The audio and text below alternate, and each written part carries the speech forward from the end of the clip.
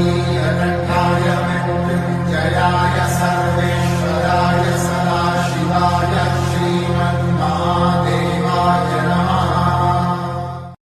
ॐ नमस्ते अस्तु भगवन् विश्वेश्वराय महादेवाय त्र्यम्बकाय त्रिपुरान्तकाय त्रिकाग्निकालाय कालाग्निरुद्राय नीलकण्ठाय मृत्युञ्जयाय सर्वेश्वराय सदाशिवाय श्रीमन्महादेवाय नमः।